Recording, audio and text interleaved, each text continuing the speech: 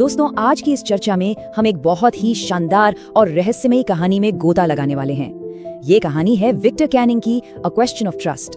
आमतौर पर जब भी हम किसी चोरी या डकैती के बारे में सोचते हैं तो हमारे दिमाग में हथियारों और हिंसा की तस्वीरें आने लगती हैं। लेकिन जरा सोचिए, क्या हो जब एक चोर बेहद पढ़ा लिखा हो, चोरी की प्लानिंग किसी कला की तरह करता हो और फिर अचानक एक ऐसी विडंबना का शिकार हो जाए जो उसने सपने में भी ना सोची हो।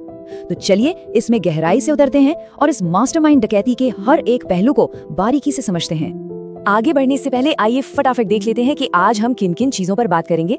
पहले हम अपने इस अनोखे मुख्य किरदार को समझेंगे, फिर एक परफेक्ट चोरी की प्लानिंग, उसके बाद एक अचानक हुई मुलाकात, एक बहुत बड़ी भूल और अंत में वो धोखा जो सब कुछ पलट कर रख देगा। तो चलिए पहले हिस्से से शुरू करते हैं, द पैराडॉक्सिकल प्रोटैगनिस्ट। मिलिए हॉरिस टैनबी से। इनकी उम्र 50 साल है, इनकी शादी नहीं हुई है और समाज में इन्हें एक बेहद सम्मानित और ईमानदार इंसान माना जाता है। ताले और चाबियां बनाने का एक बहुत ही बढ़िया बिजनेस है इनका, जिसमें 2 लोग इनकी मदद भी करते हैं। साथ ही एक हाउसकीपर भी है जो इनकी सेहत का बहुत ध्यान रखता है। मतलब बाहरी दुनिया के लिए हॉरिस एकदम परफेक्ट और आदर्श नागरिक हैं। लेकिन क्या वो सच में इतने ही सीधे और ईमानदार हैं? जी नहीं, बिल्कुल नहीं। दरअसल हॉरिस को एक बहुत ही महंगा शौक है दुर्लभ और कीमती किताबें पढ़ने का। और अपने इस शौक को पूरा करने के लिए वो क्या करते हैं, वो साल में सिर्फ एक बार, जी हाँ बस एक बार, एक बहुत ही सधी हुई और परफेक्ट चोरी करते हैं। 15 साल पहले वो एक बार जेल भी जा चुके हैं, जहाँ वो प्रिजन लाइब्रेरी में असिस्टेंट थे। शायद वहीं से किताबों के प्रति उनका ये प्यार और ज्यादा परवान चढ़ा। अब देखिए, हर मास्टरमाइंड की कोई न कोई कमजोरी तो होती ही है ना? हॉरिस की कमजोरी थी हे फीवर। इसका मतलब है कि गर्मियों के मौसम में उन्हें फूलों और पौधों से एलर्जी हो जाती थी, जिसकी वजह से उन्हें लगातार छींकें आती थी। सुनने में ये एक बहुत ही मामूली सी मेडिकल कंडीशन लगती है, लेकिन इसे याद रखिएगा क्योंकि आगे चलकर यही छोटी सी बात बहुत बड़ा बवाल करने वाली है। अब आते हैं हमारे दूसरे हिस्से पर, प्लानिंग द परफेक्ट हाइस्ट। देखते हैं कि इस साल की चोरी की क्या तैयारी थी। इस बार हॉरिस का निशाना था शॉटोवर ग्रेंज नाम का एक बड़ा सा घर। उनकी तैयारी एकदम अचूक थी। पूरे 2 हफ्तों तक उन्होंने उस घर के रास्तों, बगीचे और इलेक्ट्रिक वायरिंग का बारीकी से मुआयना किया। उन्हें अच्छे से पता था कि घर के मालिक लंदन गए हुए हैं। उन्होंने तब तक इंतजार किया जब तक घर के दोनों नौकर दोपहर में फिल्म देखने नहीं चले गए। और हाँ, घर के कुत्ते को कैसे शांत करना है, बस प्यार से उसका असली नाम लेकर पुकारो, शेरी। क्या गजब का प्रोफेशनलिज्म था उनका। अब जरा इस चोरी का गणित भी समझ लेते हैं। उस घर की तिजोरी में करीब 15,000 पाउंड्स के गहने रखे हुए थे। एक अनुभवी चोर होने के नाते हॉरिस को अच्छे से पता था कि ब्लैक मार्केट में इन्हें बेचने पर मुश्किल से 5,000 पाउंड्स ही मिलेंगे। लेकिन सच बताऊं तो उनके लिए इतना काफी था। इन 5,000 पाउंड से वो ऑटम सीजन में आने वाली 3 बेहद शानदार और दुर्लभ किताबें आराम से खरीद सकते थे। पूरा हिसाब एकदम क्लियर था। हॉरिस ने अपना प्लान बिल्कुल मक्खन की तरह एग्जीक्यूट किया। घर में घुसने से पहले फिंगरप्रिंट्स न छूटे, इसलिए ग्लव्स पहने। हॉल में जाके पूरी शांति और कॉन्फिडेंस के साथ अलार्म का तार काट दिया। और क्योंकि उन्होंने एक मैगजीन में इस घर के बारे में सब कुछ पढ़ रखा था, तो उन्हें अच्छे से पता था कि तिजोरी ड्राइंग रूम में एक खूबसूरत सी पेंटिंग के ठीक पीछे है। सब कुछ एकदम उनके प्लान के हिसाब से परफेक्ट चल रहा था। लेकिन तभी आता है कहानी में एक जबरदस्त ट्विस्ट। बढ़ते हैं तीसरे हिस्से की तरफ, एन अनएक्सपेक्टेड इनकाउंटर। आपको हॉरिस का वो हे फीवर याद है ना? अब देखिए, ड्राइंग रूम में एक टेबल पर फूलों का एक बड़ा सा बोल रखा था।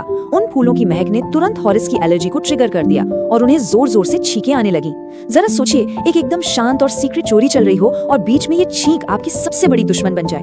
और तभी अचानक कमरे के दरवाजे से एक आवाज आती है। ये क्या है, सर्दी या हे फीवर? ये एक सवाल पूरी बाजी पलट देता है। सोचिए, आप चोरी कर रहे हैं और पीछे से कोई ऐसा पूछ ले। हॉरिस ने घबराहट में बिना कुछ सोचे समझे तुरंत जवाब दे दिया, हे फीवर। हॉरिस ने पलट कर देखा तो लाल रंग की ड्रेस पहने एक बेहद खूबसूरत और युवा महिला खड़ी थी और उसका कॉन्फिडेंस बिल्कुल चौंकाने वाला। वो बिल्कुल घर की मालकिन की तरह बर्ताव कर रही थी। आराम से चिमनी के पास गई, चीजों को सेट करने लगी और कुत्ते शेरी को ऐसे प्यार करने लगी जैसे वो उसी का कुत्ता हो। उसने हॉरिस से कहा कि सबको लग रहा था कि वो 1 महीने के लिए बाहर है, लेकिन वो एकदम सही समय पर वापस आ गई हैं। यहीं से हालात बिगड़ने शुरू होते हैं।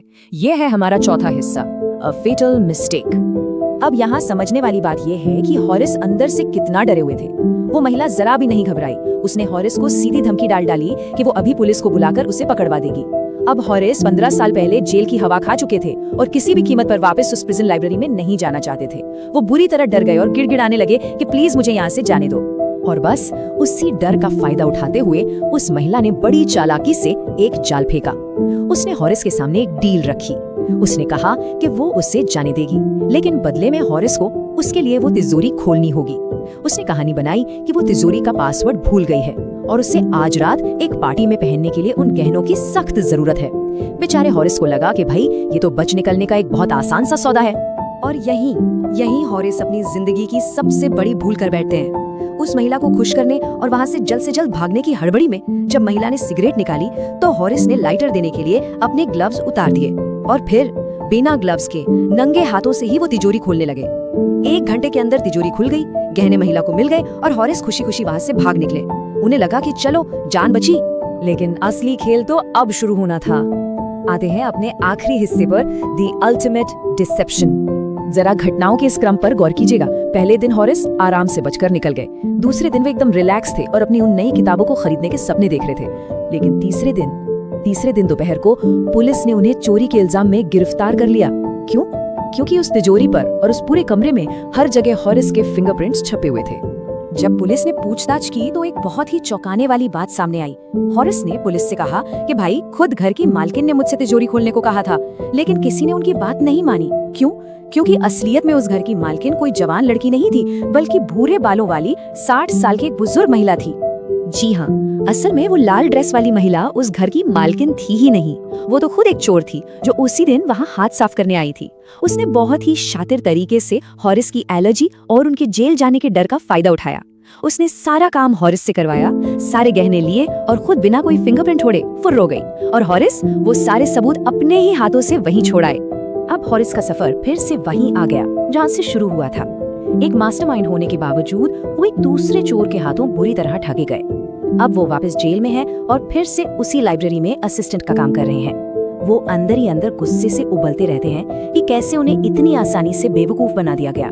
तो इस पूरी चर्चा को हम एक बहुत ही दिलचस्प सवाल के साथ खत्म करते हैं। आपने वो कहावत तो सुनी होगी, चोरों के भी अपने उसूल होते हैं, जिसे अंग्रेजी में ऑनर अमंग थीव्स कहते हैं। लेकिन यकीन मानिए, आज अगर हॉरिस के सामने कोई ये बात कह देना तो वो आग बबूला हो जाते हैं। इस कहानी ने दिखा दिया कि कैसे एक छोटा सा फूल या एक छोटी सी गलतफहमी पूरे खेल को पलट सकती है। ये हमें सोचने पर मजबूर करती है कि विश्वास नाम की चीज कितनी कच्ची होती है, खासकर तब जब आपका सामना आपके जैसे ही किसी इंसान से हो। सोचने वाली बात है ना।